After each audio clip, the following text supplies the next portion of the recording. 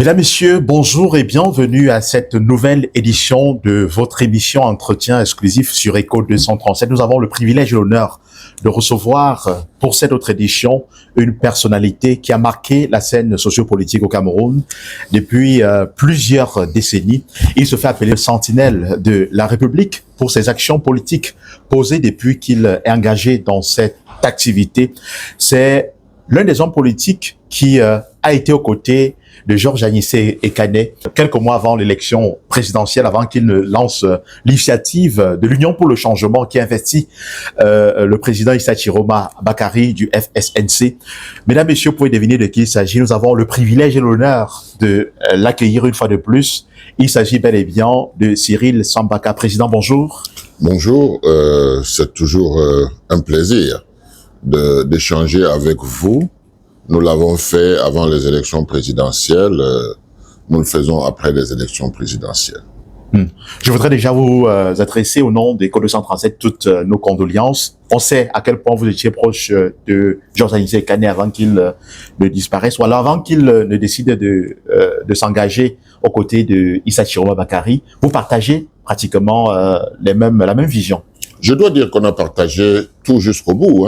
Moi, j'ai été un soutien de Issa Chiroma Bakary, je l'ai bien annoncé. Le problème que certains n'arrivent pas à comprendre, c'est que quand on fait une lutte, chacun connaît ses possibilités. Et parfois, la lutte peut connaître un ralenti parce que on n'a pas les mêmes possibilités. Anissé Ekane, c'est quelqu'un qui a été formé.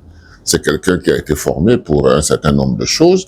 Et ce que je dois vous dire, et vous devez le reconnaître, c'est que le Cameroun a connu deux moments forts. C'est 92 avec Froundi, n'est-ce pas? On aurait pu connaître cela avec le président Kamto en 2018.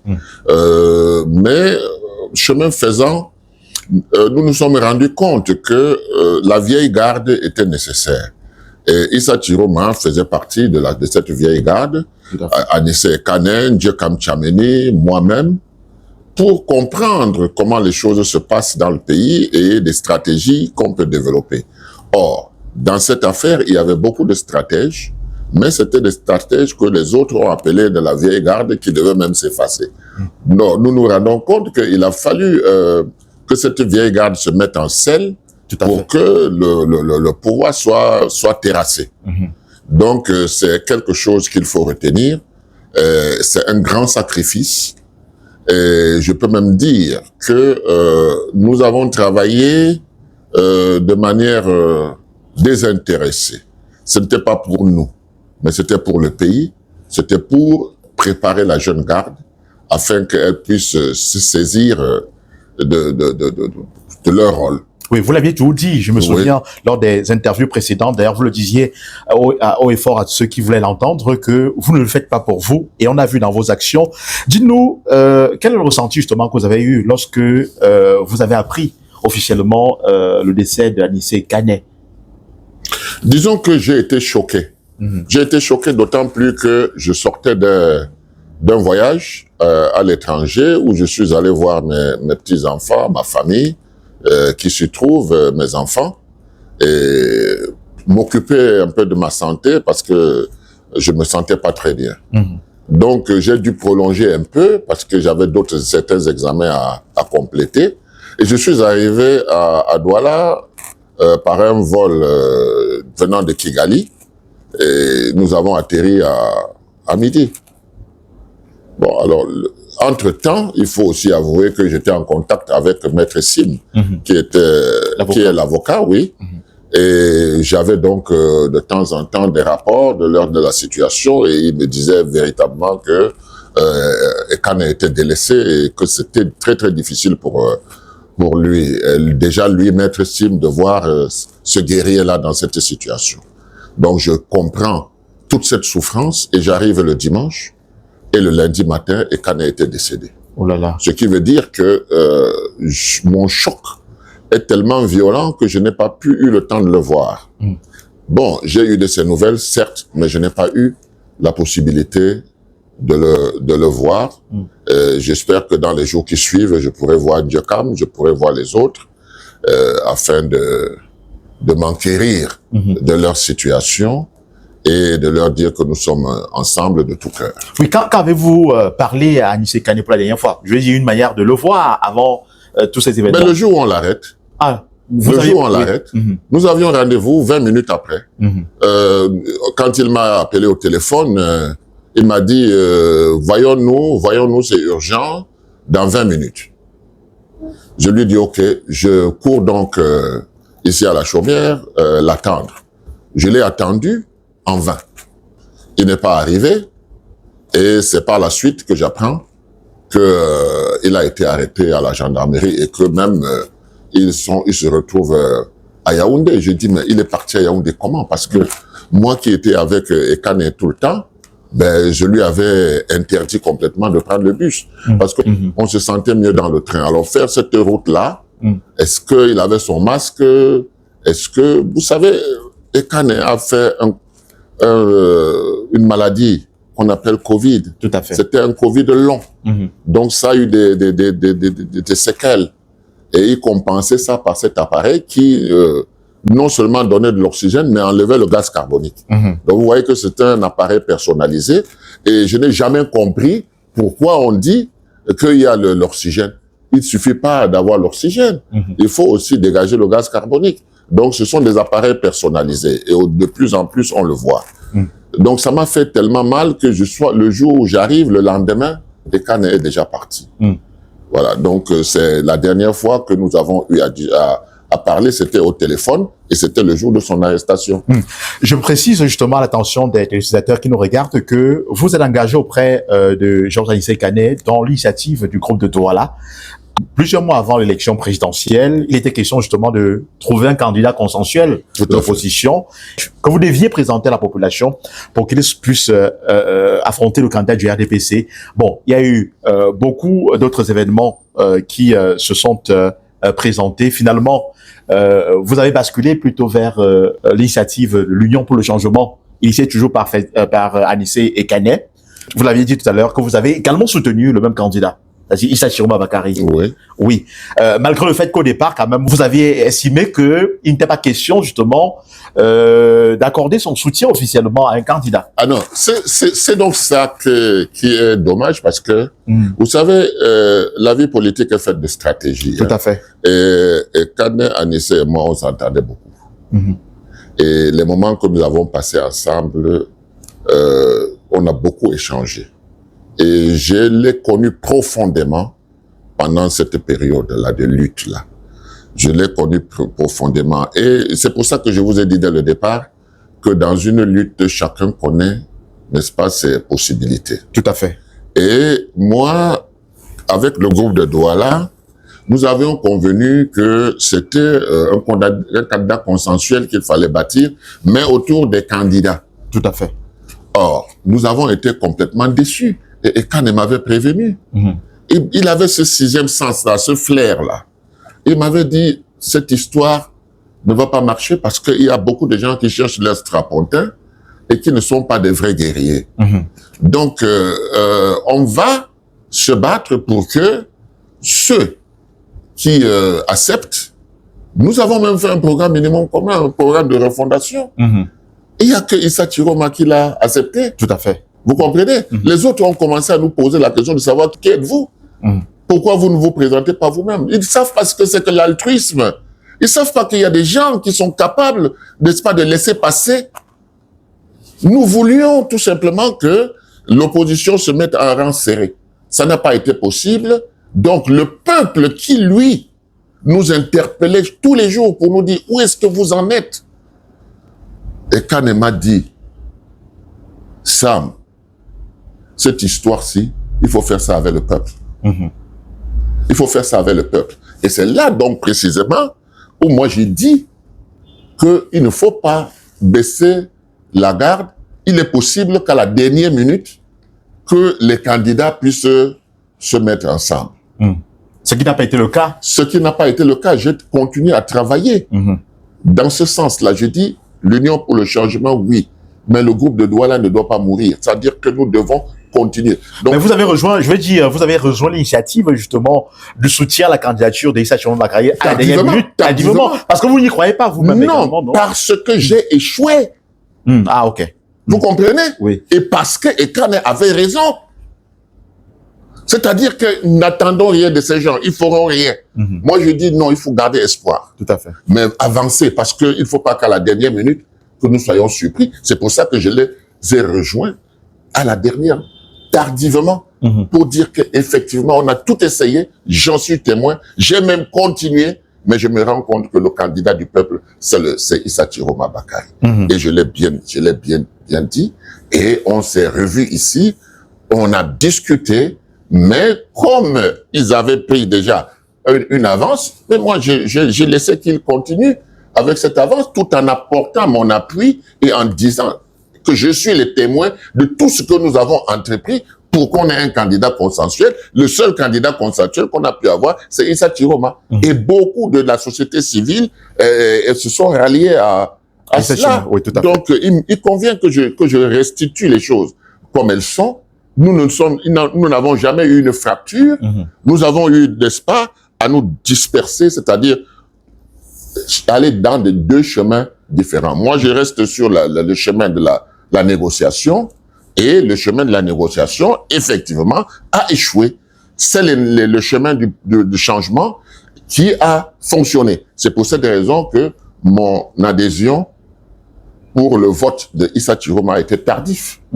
Il faut dire qu'Anissé Kane a balisé justement la voie au soutien populaire d'Issa Chiroma Bakary, ce qui lui a valu justement l'arrestation qui malheureusement a conduit à son décès en détention. Quelle appréciation faites-vous aujourd'hui du sort justement qui était réservé à Anissé Kane, votre compagnon de lutte? Vous savez, je l'ai écrit hier, et la mort brutale, prévisible et évitable d'Anissé Kane m'a montré que ce pays a perdu complètement ce qu'on appelle l'humanisme.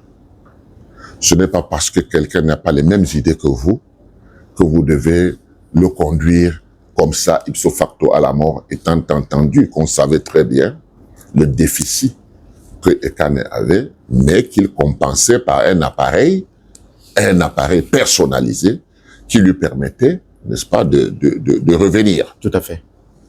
Évidemment, quand j'imagine Ekane sans cet appareil, en train de suffoquer, n'est-ce pas, en train de mourir à petit feu, pendant que ses geôliers le regardent et qui racontent des histoires, ça fait très mal, parce que je me rends compte comment il a pu tenir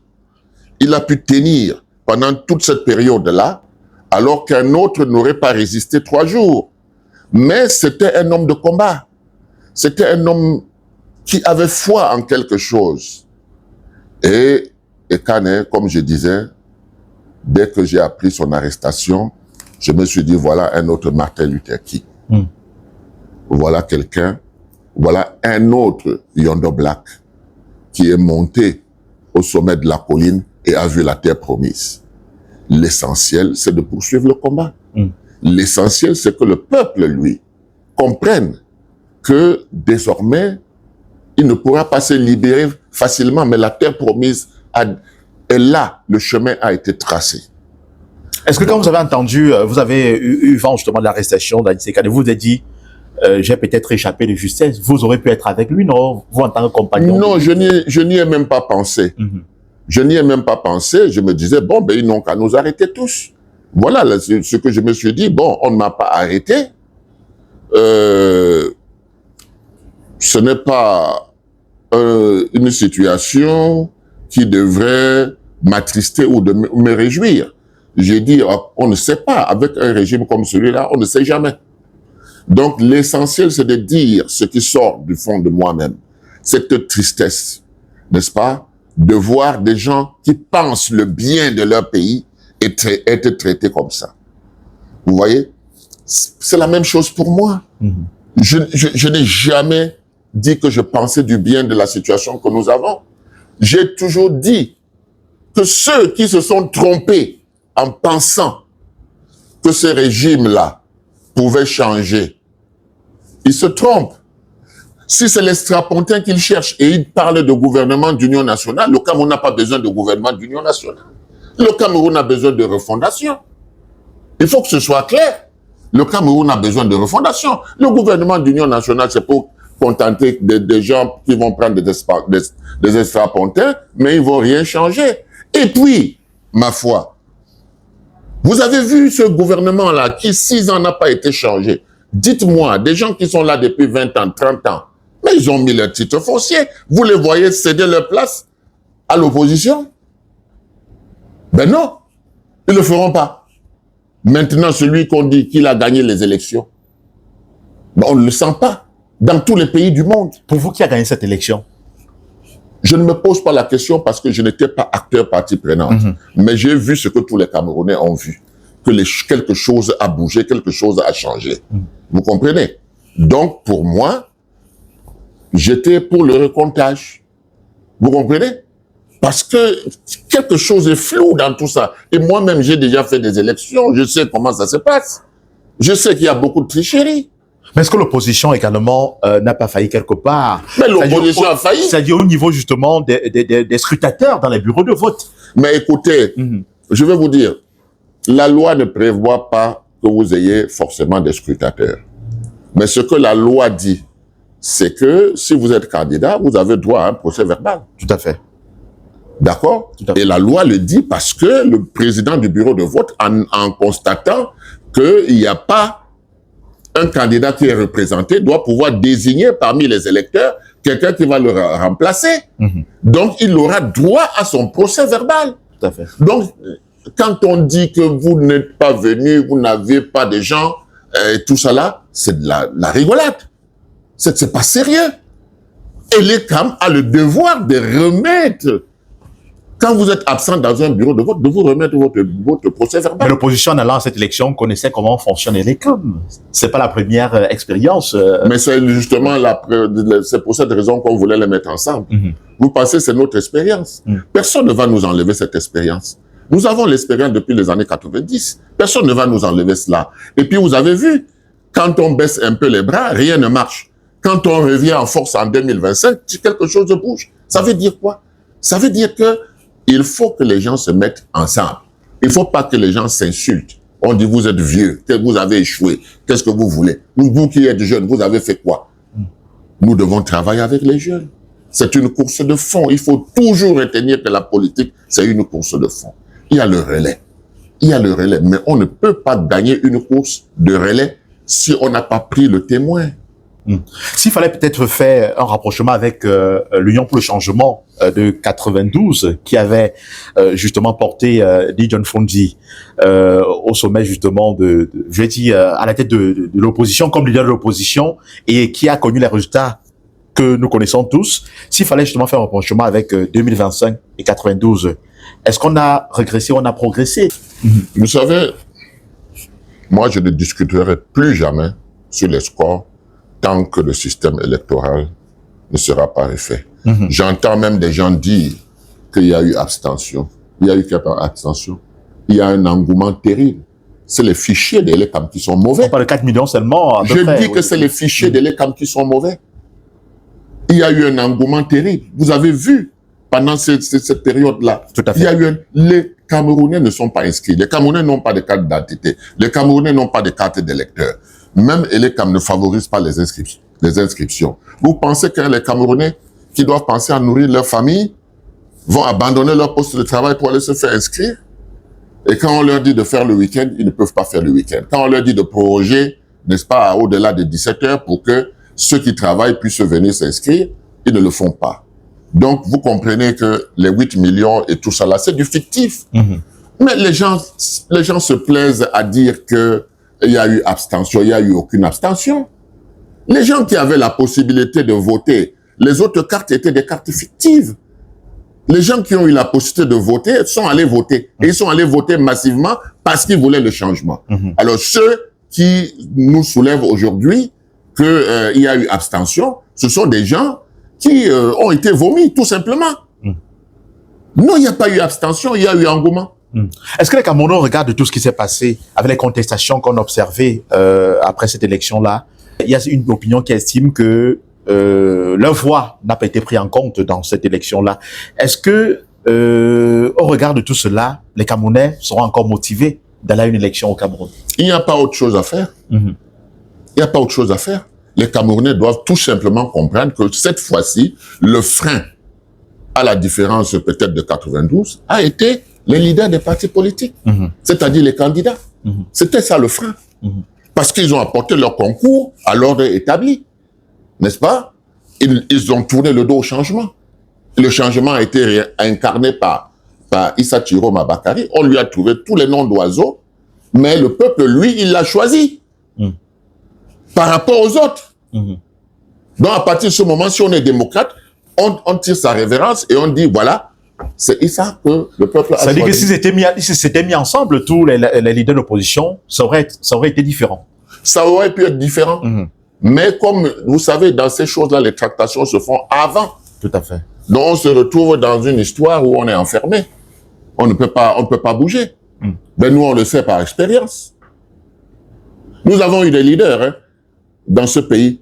Quand vous parliez de Bois, de Ndamjoya, c'était des messieurs. Comment on l'appelle? Ils étaient nombreux. C'est différent d'aujourd'hui, où les gens ne savent même plus que la politique, c'est une course de fond. Ils veulent les straponter rapidement. Ils ne supportent pas attendre longtemps. Voilà, c'est ça la vérité. Président Cyril Sambaka, il faut dire que des leaders politiques et enfin je vais dire des hommes politiques et des leaders d'opinion sont toujours en détention. Il est reproché à ces derniers d'avoir incité les Camerounais à la rébellion. Administrer un tel traitement aux acteurs politiques qui justement ne partagent pas la même vision que le CCM, le gouvernant. Est-ce qu'on peut toujours dire que nous sommes en démocratie? Non, on est très éloigné. C'est ce que le témoignage du fond de sa prison qu'Ekane a fait à Maître Yondo hier nous renseigne suffisamment à cela. Nous avons été dans une situation où on dit, non, ce qui est clair, et il faut se dire, c'est que la démocratie a reculé. Et a dangereusement reculé. Parce que les acquis de 90 ont été complètement sabotés en 2014 et les effets de 2014 sont en train de s'activer où on considère quelqu'un qui a une opinion contraire comme un ennemi de la République. Est-ce que vous voyez jusqu'où on est aujourd'hui? C'est-à-dire que les ordonnances de 62 se sont multipliées. Donc, vous voyez, et même la décentralisation qu'on a eue en 91, là, on a eu une recentralisation. C'est-à-dire que il n'y a pas pire, là. C'est pour cette raison que ça m'amuse quand quelqu'un se lève et dit qu'il faut un gouvernement d'union. Il faut quel gouvernement d'union? Il faut que le RDPC gère. Ils ont gagné, il faut qu'ils gèrent le pays. Ceux qui vont aller se mettre avec eux seront exclus du peuple du changement, tout simplement. Parce que la politique, c'est une course de fond. Il y en a qui nous quittent, il y en a qui restent, il y en a qui naissent, il y en a qui se font. Vous pensez que Anissé Ekane est mort? Vous savez combien Anissé Ekane est mort après la mort de Kane Anissé? Et nombreux Camerounais ont compris le jeu. Ils ont compris la lutte. Et ils se sont réveillés. Donc ça va aller crescendo. D'autant plus que, contrairement à ce qu'on pense, quand on gagne les élections, c'est parce qu'on travaille bien. Mais pourquoi on se plaint alors qu'on n'a pas de route, qu'on n'a pas d'eau, qu'on n'a pas d'électricité, alors qu'on travaille bien?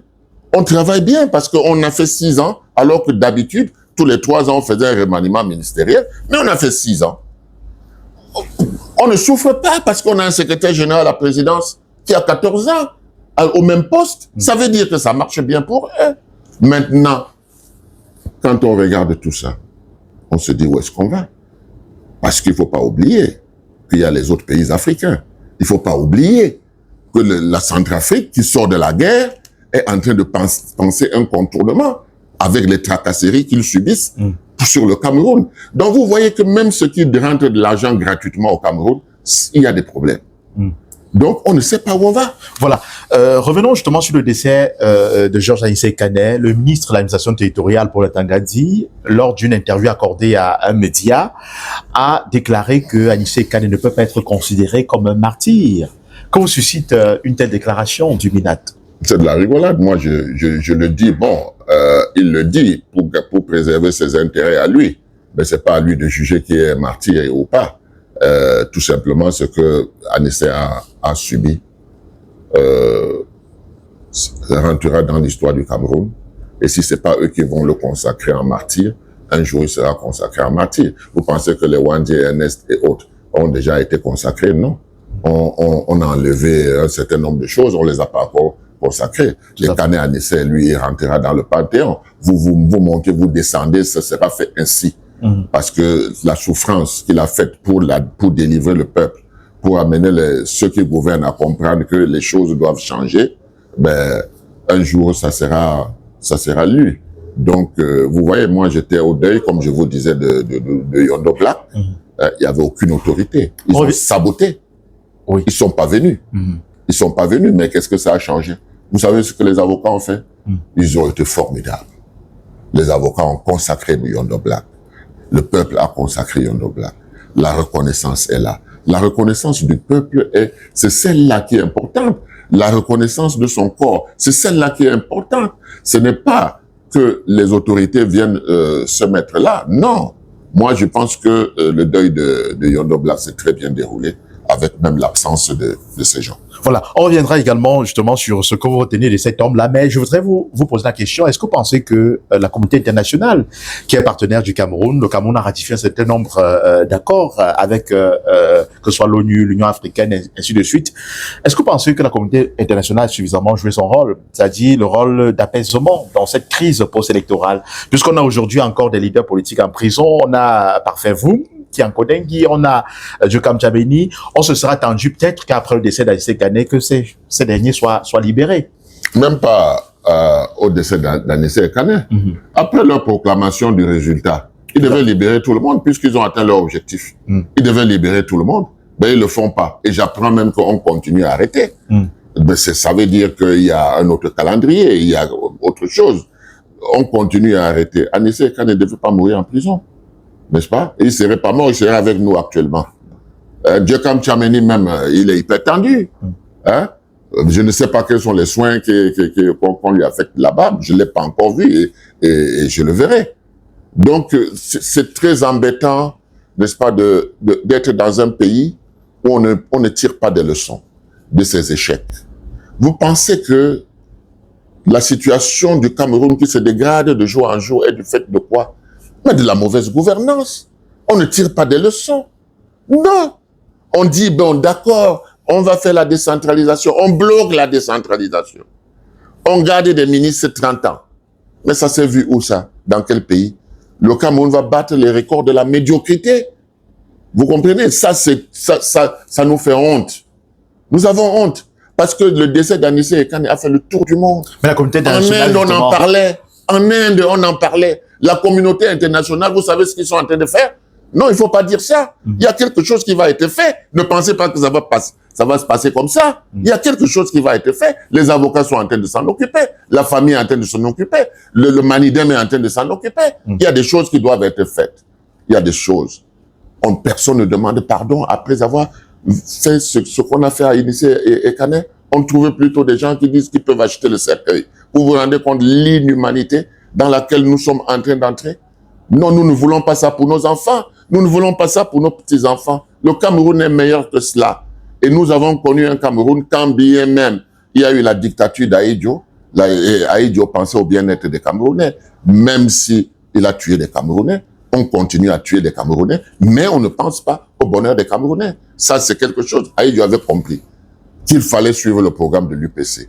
Mais Paul Biya, est-ce qu'il a compris qu'il faut le changement? Non, il ne l'a pas compris. Il garde les mêmes et on recommence. Voilà, Paul Biya a finalement donc prêté serment comme vainqueur de l'élection présidentielle selon le Conseil constitutionnel. Ça fait bientôt 1 mois et demi qu'il a prêté serment et toujours pas de nouveau gouvernement. Qu'est-ce qui pose problème? Vous, en tant qu'homme politique, comment vous Mais d'analyser cette situation. ce qui pose problème, c'est que le système camerounais est cadenassé, est verrouillé. Paul Biya va nommer qui? Est-ce que Paul Biya connaît encore les Camerounais? Les peu de gens qui connaissent, la majorité sont partis, ne sont plus vivants. Il va nommer qui? Ceux qui sont là depuis 30 ans n'ont pas envie de partir. Paul Biya va nommer qui? Ceux qui sont là font la guerre entre eux. Paul Biya va nommer qui? C'est un embarras. Il ne suffit pas de gagner les élections. Il ne suffit pas de... Et ça ne fait pas raison à ceux qui estiment qu'ils ne contrôlent plus rien, que ce sont plutôt des gens qui... Mais c'est chacun qui doit comprendre. Moi, j'explique donc pourquoi ils ne contrôlent plus rien. C'est ce que j'essaie de vous expliquer. Je vous dis que c'est très dur. C'est très dur la situation que nous vivons aujourd'hui parce que les gens ont été très contents de dire qu'ils ont gagné les élections. Mais la suite, vous savez que dans le monde entier, on juge les vainqueurs leurs 100 premiers jours. Nous sommes déjà pratiquement en train d'entrer dans la moitié. Et vous entendez des gens vous dire, en janvier, il y aura probablement que... Nous sommes que dans des probabilités. Le seul discours qu'on aura droit, c'est celui du 31, je crois, du 31 décembre. Tout à fait. Bon, on verra bien si on continue avec les discours, hein, ou bien le président, dans son discours d'investiture, il a dit, je tends la main. Mais ce que nous, on n'a pas compris, c'est qu'il a tendu une main avec un poing fermé. Alors, quand vous tendez la main avec un poing fermé, le résultat, c'est quoi? Vous tournez en rond. Et c'est ce que nous vivons aujourd'hui. Président Cyril Sambaka, je vais vous permettre justement peut-être de coller un commentaire à l'actualité d'un autre parti politique, vous même étant leader de parti politique. Je parle justement du MRC, puisque vous connaissez très bien son président, qui malheureusement a été recalé lors de la dernière élection présidentielle.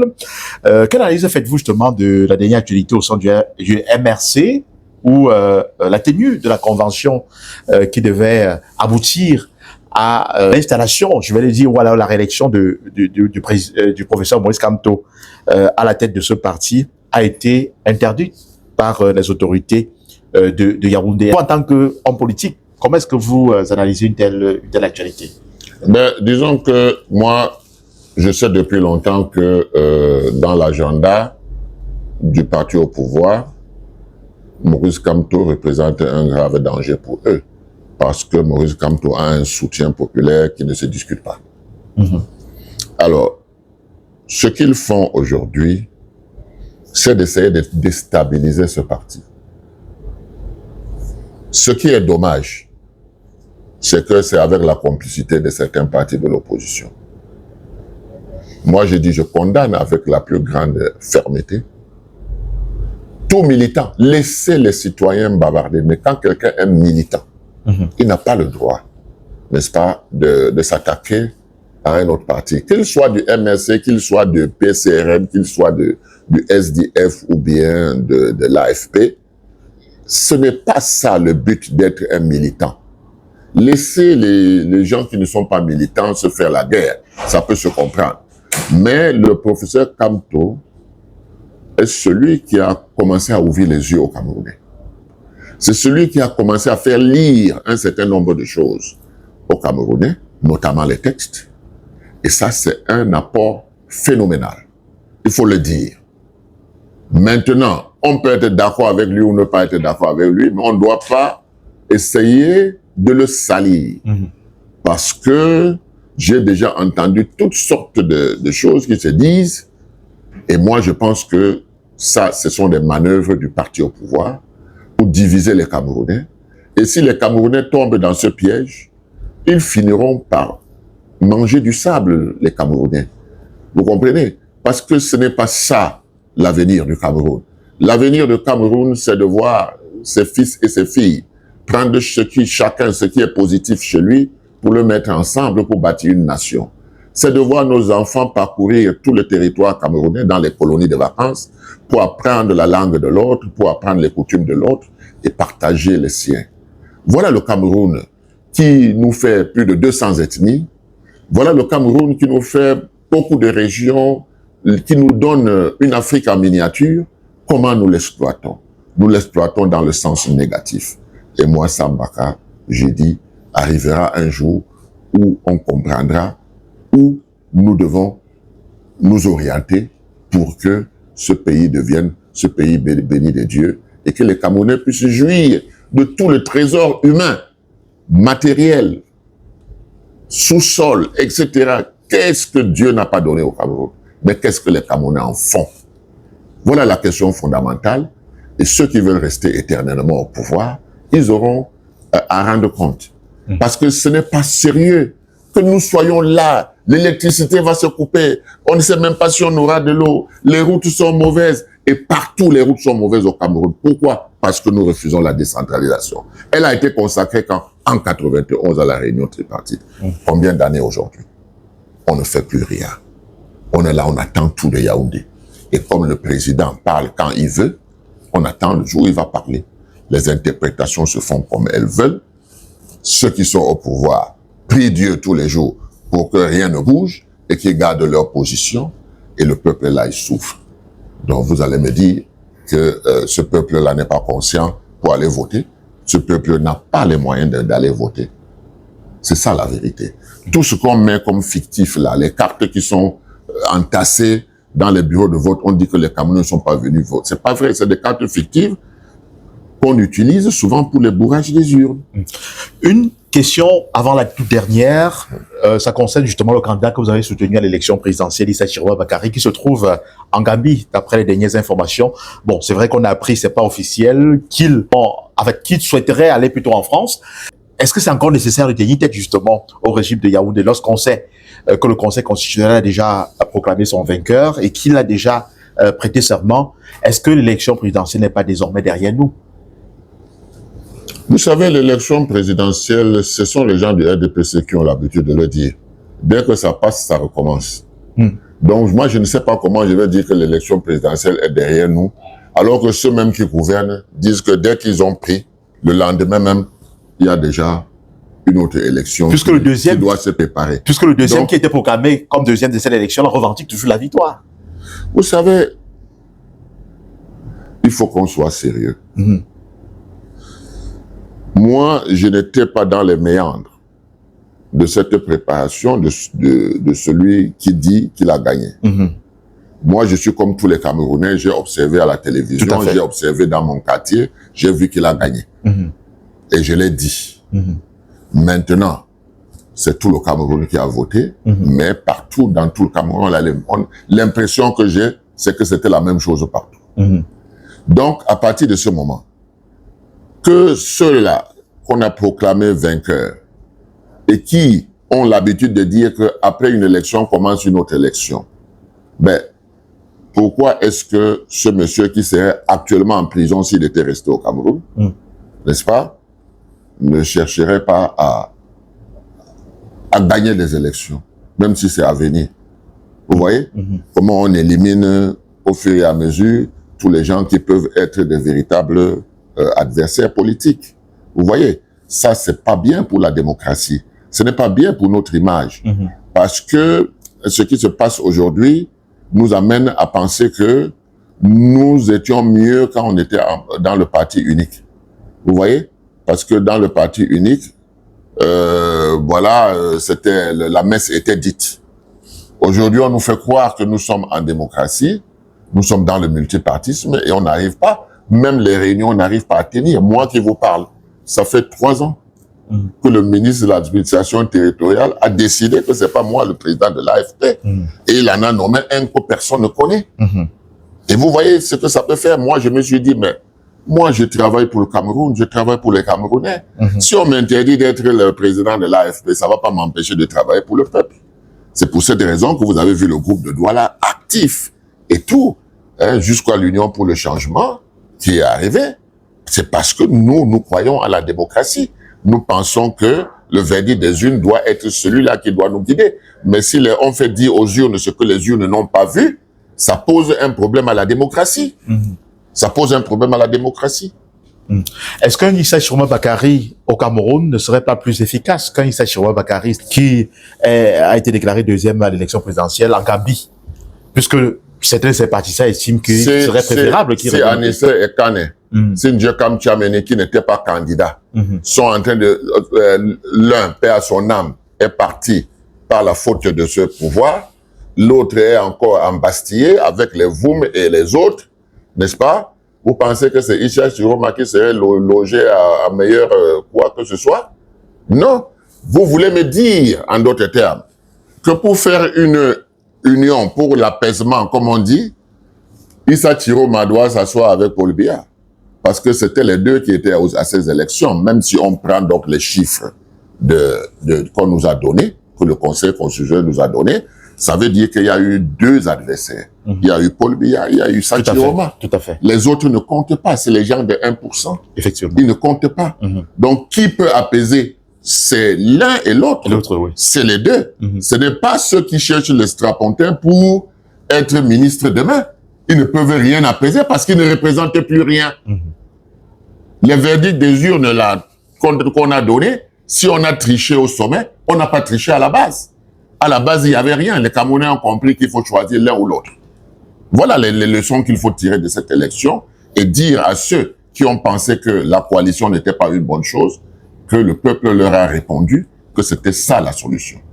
Qui devrait donc créer ce rapprochement entre Chiroma et Paul Biya pour qu'il y ait apaisement finalement. Moi, c'est pas ma tasse de thé. Ceux qui ont mis le pays dans cette situation doivent pouvoir trouver des solutions. Mais je vous dis que c'est difficile. Parce que c'est difficile parce qu'on a un gouvernement qui n'a pas changé et qui n'est pas prêt à changer. On a un secrétaire général président qui a mis long plus que tous les autres et qui est toujours là. On dit même qu'on l'a reconduit. Donc, vous voyez, c'est pas moi, Sambaka, qui veut trouver une solution pour cela. Il faut la volonté d'abord. Il faut cette volonté. Or, cette volonté est barrée par ceux qui tiennent les rênes du pouvoir et qui ont encore la force. Parce que le président, lui, il est âgé. Il a 93 ans. Mais son gouvernement n'a pas besoin de changement. Donc, il ne faut pas rêver. Oui, Président Cyril Sambaka, votre prise de parole de fin concerne justement Maître Yondo Black Mandengue, qui était l'ancien bâtonnier au Cameroun. Il a été inhumé le week-end dernier. Vous étiez présent à ses obsèques. Quel souvenir justement gardez-vous de ce grand homme également pour ses combats? Alors, je vais vous surprendre, mais j'ai toujours estimé qu'on n'avait pas rendu à Maître Yondo Black ce qu'il représentait, parce que c'est lui le précurseur du multipartisme ici, avec comme camarades Anissé Ekane, Henriette Ekoué, Bouanga et les autres qui sont allés en prison. Moi, j'ai toujours estimé que même la coordination, là, c'était une initiative de Maître Yondo Black. Et je me rappelle qu'à l'époque, c'était tournant. C'est après que ça a pris une autre connotation, où on a mis un directoire et tout ça là, et bon, peut-être les petits frottements ont commencé à ce niveau. Mais quand c'était tournant, il n'y avait pas de problème. Maître Yondo Black s'en va en nous laissant un grand héritage. Et moi, je lui rends particulièrement hommage parce que mon dernier livre sur les années de Braise, je consacre pratiquement un chapitre à Yondo Black, avec qui j'ai eu l'honneur, parce qu'il avait beaucoup d'estime pour moi, d'échanger pendant qu'il était déjà fatigué, de passer des après-midi avec lui pour échanger et comprendre. Parce que vous savez, ce qui est le plus important dans cette histoire, c'est ce qu'on vous donne comme héritage. Parce que ces personnes qui sont plus âgées que vous, qui ont fait le combat avant vous, ils ont toujours quelque chose à transmettre. Les jeunes doivent faire très attention parce que quand ils coupent la transmission, ils sont égarés. Donc, Maître Yondo Black, c'est quelqu'un qui a été très important et qui restait important. Les avocats l'ont compris, ils lui ont rendu vraiment un grand hommage, ils lui ont donné tous les honneurs qu'il méritait, ils l'ont inscrit dans l'histoire du barreau camerounais. Mais nous avons inscrit Maître Yondo Black comme le précurseur de la démocratie au Cameroun. Celui qui a eu le courage, n'est-ce pas, de se lever et de dire non, il faut faire quelque chose. C'est donc cette même témérité qu'avaient les Anissé, que Henriette, que les autres qui sont, malheureusement, beaucoup sont décédés aujourd'hui. L'histoire de notre pays n'est pas racontée. C'est pour cette raison que moi j'ai pris sur moi, n'est-ce pas, de faire 2 ouvrages où on parle des années de Braise et puis ma part de contribution pour le Cameroun nouveau. Donc j'ai sorti ces 2 ouvrages Maître Yondo n'a pas pu les nier. Pourtant, je l'ai fait de son vivant. Et j'avais bon espoir qu'il verrait, si j'ai bien retransmis, l'homme qu'il a été depuis son enfance. Je le raconte dans ce livre. Donc, pour moi, c'est le premier hommage que je lui ai rendu de son vivant. Et je suis allé à son deuil, comme tous les Camerounais affligés, pour constater que le gouvernement a boycotté. Le ministre a été, quand il fallait lever le deuil au palais de justice, et il s'en est allé. Et les autorités de la ville, il n'y avait personne pour assister, pourtant leur place était réservée. Donc, mais tout s'est bien passé et à la satisfaction de tout le monde, les avocats ont fait le travail qu'ils avaient à faire. Les hommes politiques qui y étaient, parce que tous n'étaient pas là, ont pu rendre hommage, et puis le peuple qui était là. Donc, les chefs qui étaient là, c'est pas tous les chefs qui étaient là, c'est pas les élus du littoral qui étaient là, mais il y avait des chefs qui étaient là, qui sont venus rendre hommage à Yondo Mandenge Blanc. Merci infiniment, Président Cyril Sambaka. Je rappelle que vous êtes le président de l'Alliance des forces progressistes, même si vous avez évoqué le contentieux avec le MINAT. Nous bénéficions justement de cette interview exclusive par rapport à d'autres médias. Nous sommes le seul média à qui vous avez accordé justement ce privilège-là depuis votre retour du Cameroun après le décès de Georges Aïssé Kané, qui, je le précise, était votre compagnon de lutte ces derniers mois, justement, liés à l'élection présidentielle. Merci infiniment de nous avoir accordé cette interview. C'est moi qui vous remercie. J'avais estimé qu'il fallait me taire pour digérer cette douleur, mais en même temps, c'était pas bien de ne rien dire. C'est pour ça que je vous ai dit, oui, vous avez suivi minutieusement nos pas et qu'il était normal que c'est à vous que je m'adresse le premier.